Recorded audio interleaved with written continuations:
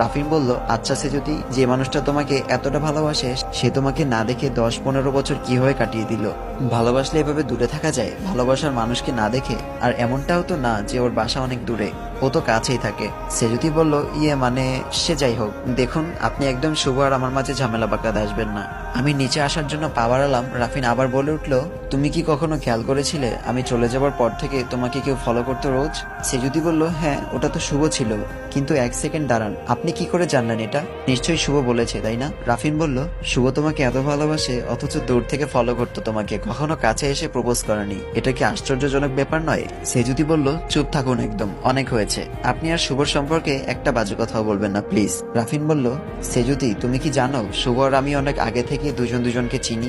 In fact ও আর আমি একসময় খুব ভালো বন্ধু ছিলাম। সেজুতি বলল, কি বলছেন কি আপনি? কই, শুভ তো কখনো বলেনি আপনার কথা আমাকে। রাফিন বলল, বলবে না তো? ও আমার